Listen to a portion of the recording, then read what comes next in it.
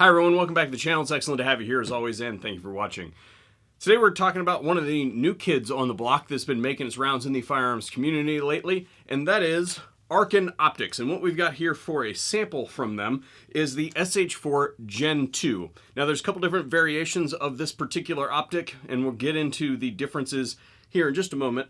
But right off the bat, one of the things that I almost never talk about when I do a review on a product is price. Really, because somebody always has something to say about price, no matter what it is. The exception to that rule, and for me, is when it's outrageous in either direction. Well, this thing is outrageous. As far as I can tell from the time that I've spent on it, this thing punches way high for its price point. Now, what we're going to be doing is over the course of the next several months, we're going to be testing this optic, and that's going to take some time.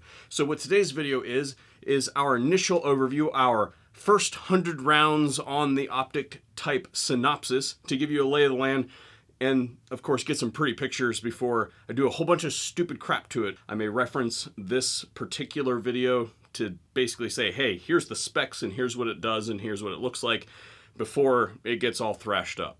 So to answer the question before it's asked, the rifle that we're going to be using for today's video is the Seekins Precision Thunder Buddy. It's a limited edition precision AR-15 that they did a few years ago. And mounted to the front of it is the Evolution from Elevated Silence. We have videos on both of those products, and I'm pretty sure that the bipod mount is from Midwest Industries. The bipod itself is a piece of junk, real cheapy thing that I found in the corner somewhere. It works. The Arken SH4 is a variable power 4 optic, and what that means is that there's a factor of 4 between the minimum power and the maximum power.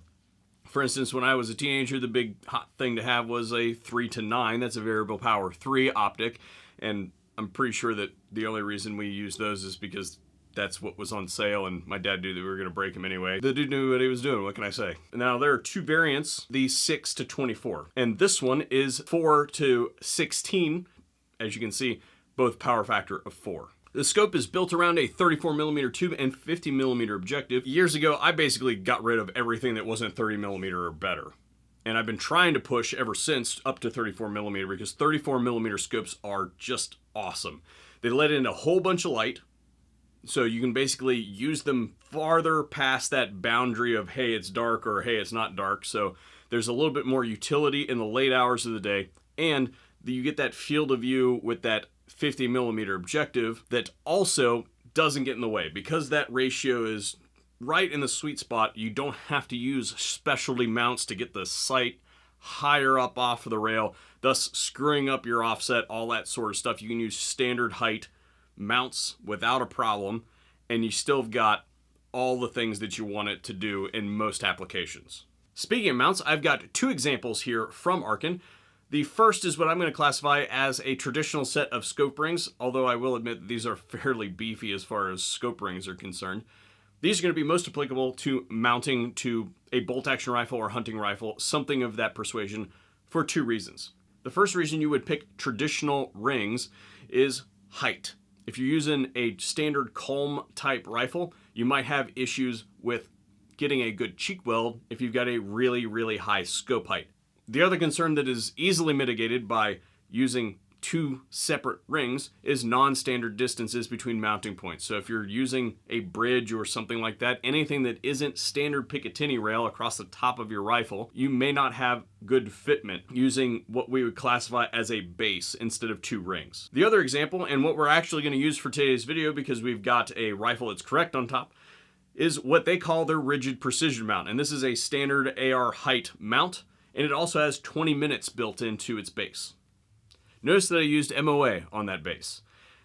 This scope is also an MOA because this is America and we use the correct measurement system. However, for anybody who doesn't do that, the scope is available in MRAD as well. Look, man, it's like this, okay? If you set something across the room from me, I can give you the measurement of that thing in inches down to the nearest quarter or eighth of an inch, depending on what it is. I have no idea how many centimeters this is. I don't even have a clue. I don't even have a good guess. And then you want me to take that and cut it into smaller measurements?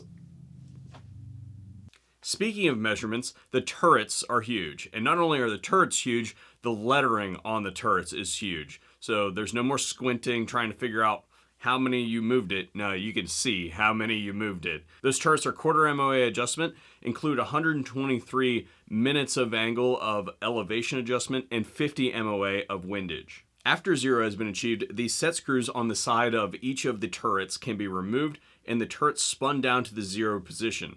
This lets you know if anything has been moved throughout the course of using the scope. If everything reads 0, then it's still zeroed. Similarly, on the elevation turret, there is a built-in 0 stop. It consists of a set screw and a post. Simply spin that thing down after you've achieved 0, and from there on out, if you elevated the reticle, you can spin the turret down until it stops to re-achieve 0. Speaking of the reticle, this one's pretty cool. This is what Arken calls their Vpr Illuminated Reticle. It consists of your standard duplex with a whole lot of hash marks all over it for reference points for aiming, and the ballistic tree is extended all the way down and out with comparable marks. The center part of the reticle, inside that first bracket, illuminates when you turn the illumination setting on. There are 6 illumination settings with off stops in between. That reticle is powered by a single included 2032 battery. Of course, this thing is going to need to have a parallax setting on the side of it, and it's in the relevant place that you would expect it to be. The SH4 is a first focal plane scope, which is a really fancy way to say that the reticle zooms with the magnification, so the subtensions do not change after you change magnification levels. I have done my best to get you guys a good look through the scope. The glass is very nice. Unfortunately, it's rather difficult to film that sort of thing and be able to compare it over a digital medium, because not only has it passed through the panes of glass on my camera, but it's passed through the panes of glass that you are looking through right now. So there's a whole bunch of glass between you and what you would actually see, but it's very, very nice glass. I would compare it to Nikon or Trijicon glass. That front objective is also threaded to accept a sunshade that is included. But things that are not included are the accessory pack. You have to pay extra for that thing. So while you're there, you might as well go ahead and pick that thing up, because there's one thing included in that thing that you're going to want, which is the throw lever. Well, the magnification dial is very well knurled as stock, and it doesn't take a whole lot of force to move that dial. If you spend a whole lot of time building a shooting position and then you have to reach up over top of the scope and screw with it, you may compromise that shooting position. So having that little throw lever on there makes it very easy to adjust. It's one of those things that I suggest. Now, one of the things that I think that they should throw away from their accessory pack is the level bubble. It didn't even make it onto the scope because I broke it before I could fully install it. Sorry guys, back to the drawing board on that one. I was just on the website checking to make sure that I'm right. The flip caps are extra, thank God. You have to pay extra for that. That'll keep people from using them.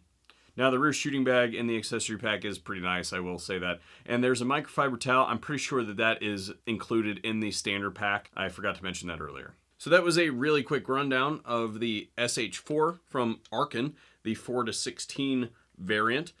And let's go shoot it. This is not real. This is me just screwing off, seeing if I can hit anything. See if I can hit the little tiny one out there. We're done.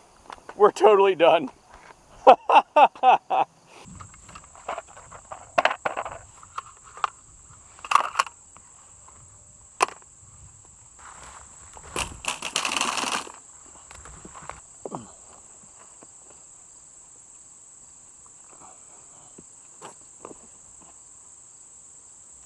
Forgot all my PPE.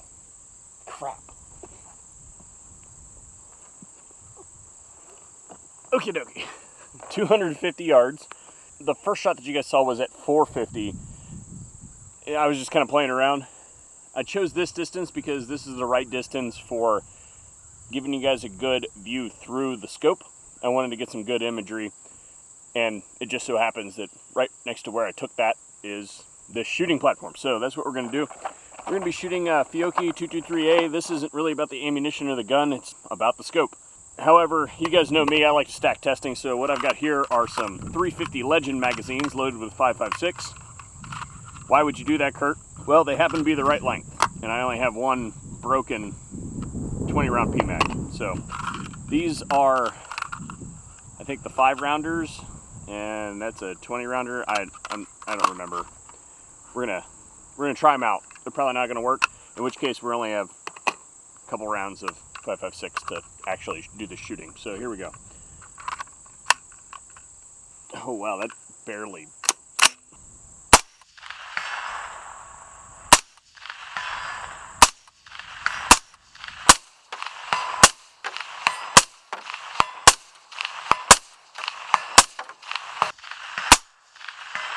got a little carried away there, missed one. So that's one magazine. Let's go to a really tiny target here. Let's see.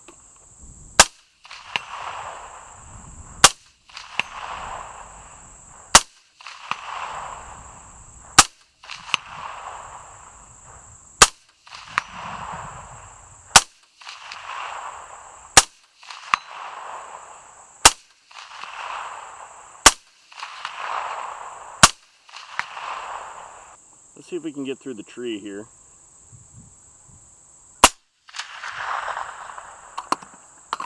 Negative. A whole bunch of pieces fell off the tree. Now I'm going to spin this guy all the way down to low power and see if I can offhand it. Here goes nothing, guys.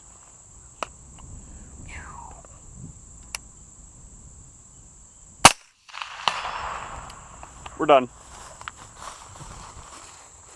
That was a pretty good ending. I probably should have just left it right there. And check this out. Of all the magazines that I have, this one is the one that didn't work. But I need to defer to you guys on this. I have a question. What do you want to see tested on this scope? Because the stuff that I have scheduled to do over the course of the next 2 months is probably going to destroy this thing. And if there's something that we need to work in there that's really popular as far as your guys' mindset is concerned, then I need to do that now. Especially, I'm literally going to walk over right now and chuck it in the pool to check the waterproofing for like 24 hours. So there's going to be some stuff that's done to it. Up to this point, like I said, it's just been shot and it's done the basic thing about riding around in the back of my truck.